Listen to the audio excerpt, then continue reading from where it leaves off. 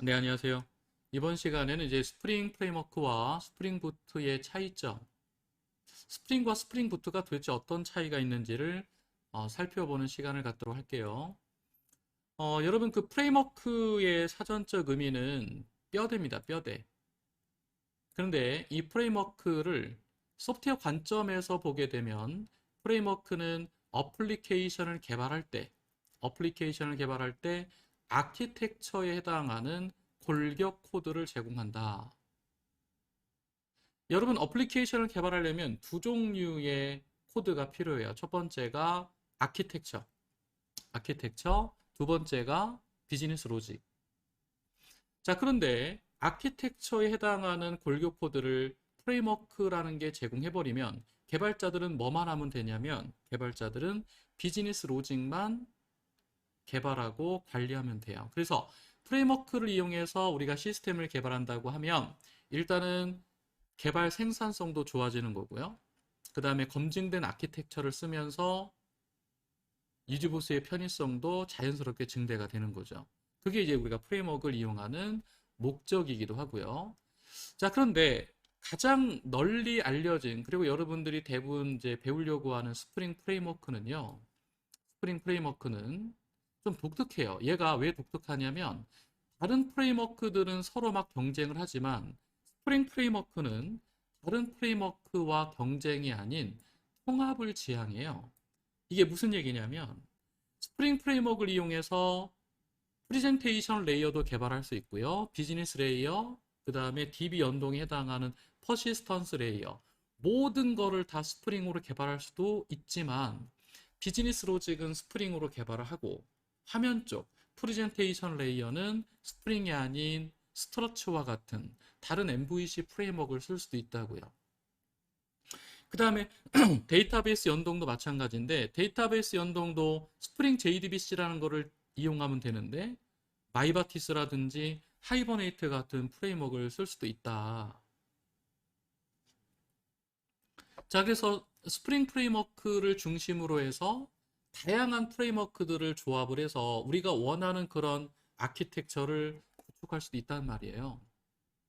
자, 그러다 보니까 뭐가 문제가 되냐면 초창기의 스프링 프레임워크는 단순한 컨테이너, 객체를 생성하고 객체들 간의 어떤 관계를 설정하는 뭐 그런 정도의 컨테이너 정도의 기능만 제공했었는데 지금의 스프링은요, 그냥 플랫폼화 돼버렸다. 자, 스프링이 점점 시간이 지나면서 개발자들의 요구가 야, 스프링이 이 프레임워크도 지원해야 되는 거 아니야? 스프링에서 이런 기술도 지원해야 되는 거 아니야? 스프링은 왜 이런 걸 지원하지 않지? 계속 요구를 해요. 자, 그러다 보니까 스프링이 점점 복잡해지고 점점 라이브러리도 많아지게 되고 자, 그래서 스프링이 시간이 지나면서 점점 복잡해질 수밖에 없는 이런 이유를 설명을 드렸고요. 자, 그래서 여러분이 스프링의 딜레마라고도 이제 하는데 여러 가지 프레임워크들도 지원하고 기술들을 지원하다 보니까 가장 문제가 되는 게 라이브러리가 복잡해졌어요.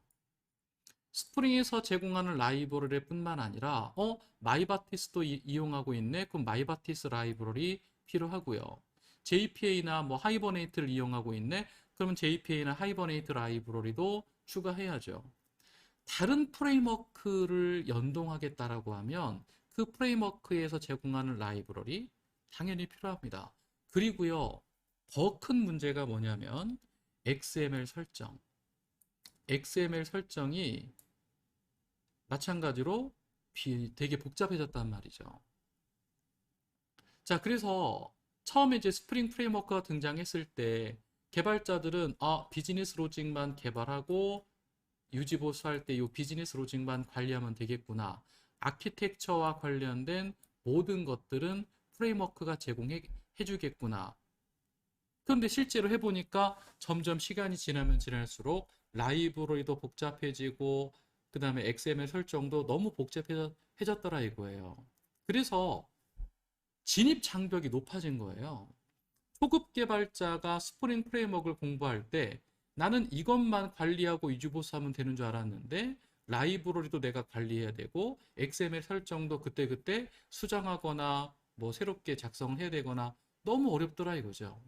자, 그래서 스프링 부트라고 하는 게 등장한 겁니다. 자, 스프링 프레임워크가 이렇게 점점 복잡해지고 무거워지는 요 시기에 스프링과 비교되는 다른 프레임워크들, 예를 들면 루비 온 레일즈라든지 노드 익스프레스 같은 것들은 그 안에 라이브러리와 XML 설정들을 다 포함하고 있기 때문에 개발자들은 순수하게 로직 개발에만 집중할 수 있게 해주거든요.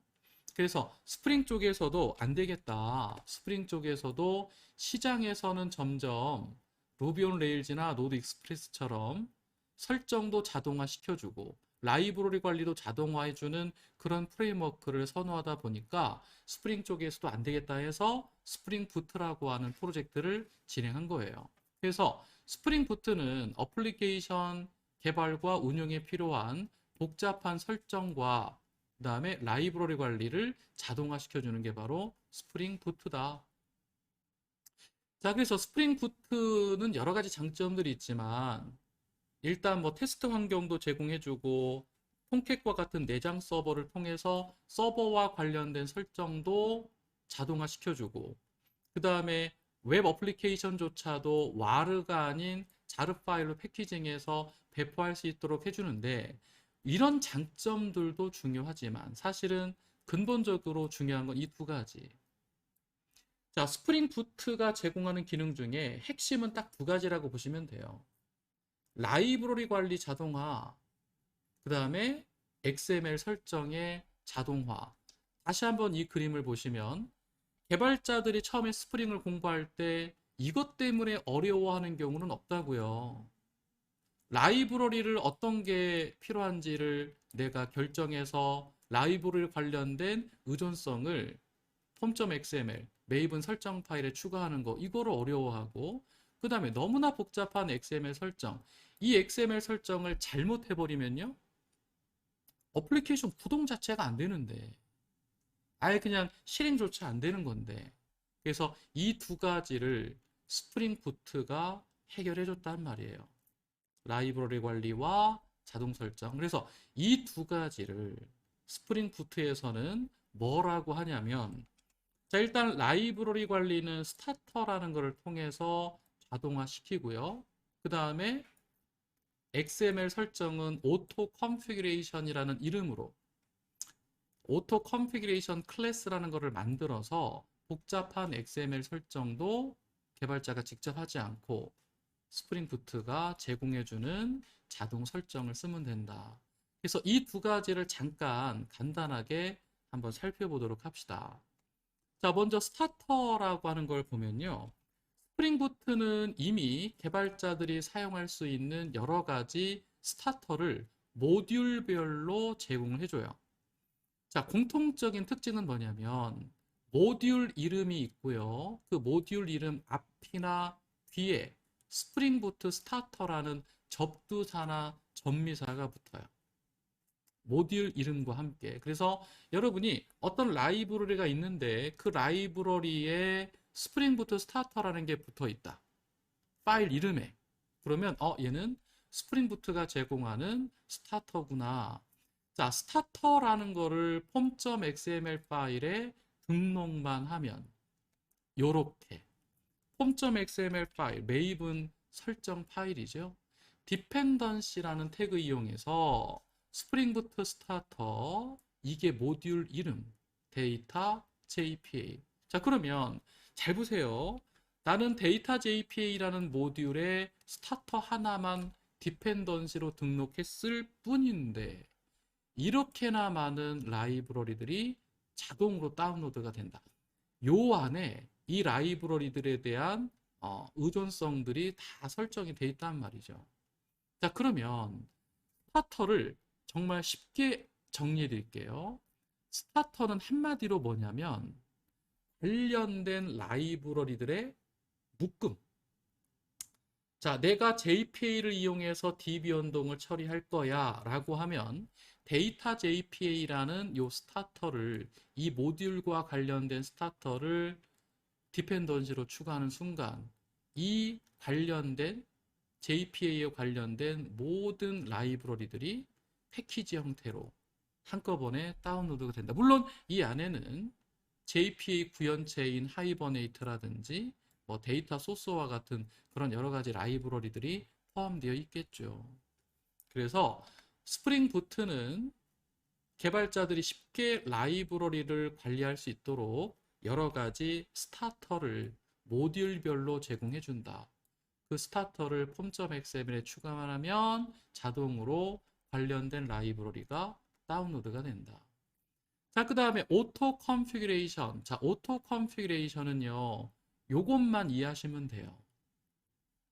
자, 스프링 부트 또는 스프링 기반으로 우리가 어플리케이션을 개발하고 운용을 하려면 두 종류의 객체들이 필요하단 말이죠. 첫 번째가 바로 스프링 프레임워크가 제공하는 아키텍처 클래스의 객체가 필요하고, 두 번째가 비즈니스 로직에 해당하는 클래스. 그래서 내가 만든 클래스가 메모리에 올라가야 되고, 내가 만든 클래스의 객체가, 그 다음에 스프링 프레임워크가 제공하는 아키텍처 클래스 객체도 메모리에 떠야 되는데, 이 두 개의 객체 중에서 내가 만든 객체는 컴포넌트 스캔이라는 것을 통해서 메모리에 띄워주면 돼요. 내가 만든 클래스 객체는, 자, 여러분 이거 알고 계시죠? 컴포넌트 스캔이 동작하면 서비스 어노테이션이 붙은 클래스, 레파지토리가 붙은 클래스, 컨트롤러 어노테이션이 붙은 클래스의 객체가 무조건 메모리에 뜬다. 자, 그런데요, 스프링 프레임워크가 제공하는 객체들을 메모리에 띄우기 위해서 원래는 엄청나게 복잡한 XML 설정 파일들을 우리가 만들었어야 되는데, 스프링 프레임워크가 제공하는 이 클래스 객체들을 이 어노테이션을 통해서 메모리에 띄울 수가 있다. 자, 그러면 컴포넌트 스캔과 이네이블 오토 컨피그레이션 이 두 개를 어디에 설정해야 되느냐? 우리가 설정하지 않아요. 이 두 개의 어노테이션은 스프링 부트로 여러분이 프로젝트를 만들면 메인 클래스가 제공이 되고, 메인 클래스 위에 스프링 부트 어플리케이션이라는 어노테이션이 붙어 있잖아요. 그 스프링 부트 어플리케이션이라는 어노테이션 안에 컴포넌트 스캔과 Enable Auto Configuration이라는 이 두 개의 어노테이션이 포함되어 있다. 그러면 컴포넌트 스캔이라는 이 어노테이션은 내가 만든 클래스 객체, 비즈니스 로직에 해당하는 내가 만든 클래스 객체를 메모리에 띄워주는 거고, 얘가 스프링 부트가 제공하는 오토 컨피그레이션 클래스들을 쫙 로딩을 해서 아키텍처에 해당하는 객체들을 메모리에 띄워준다고요. 제가요, 간단하게 샘플 하나만 보여드릴게요. 자, Enable Auto Configuration Annotation의 동작을 하면 Configuration Annotation이 설정된 자동 설정 클래스들, 이 자동 설정 클래스들은 스프링 부트가 제공해 줍니다. 스프링 부트가 제공하는 이 자동 설정 클래스들이 쫙 메모리 로딩이 되면서 빈 등록된 이 객체들을 메모리에 하나씩 띄워 줄 거다. 여기까지예요. 여기까지. 자, 정리를 해볼게요. 정리를 해보면 스프링 부트는 결국에는요, 스프링 프레임워크를 이용해서 프로젝트를 개발할 때 개발자들이 제일 어려워하고 힘들어하는 두 가지, 라이브러리 관리와 그 다음에 복잡한 XML 설정, 이 두 가지를 자동화 시켜주는 겁니다. 그래서 원래의 의도대로 개발자들아, 니들은 비즈니스 로직에만 집중해. 아키텍처에 해당하는 라이브러리는 스프링 부트가 자동으로 관리해 줄게. 스타터라는 것만 의존성 설정해 주면 돼요. 스타터 몇 개만. 그리고요, 복잡한 XML 설정을 통해서 아키텍처에 해당하는 객체들, 스프링 프레임워크가 제공하는 객체들을 XML에 등록하고 메모리에 띄웠어야 되는데 이거를 오토 컨피그레이션이라는 클래스를 통해서 자동으로 메모리에 띄워줄 테니 개발자들은 이것만 집중하면 된다. 그게 스프링 부트입니다. 자, 스프링 부트와 관련해서 더 자세한 내용을 듣고 싶으시면 저희 샘즈의 스프링 부트 관련된 동영상 강의를 좀 이용해 주시면 감사하겠고요. 다음 시간에 다른 주제를 통해서 또 인사를 드리도록 할게요. 네, 수고하셨습니다.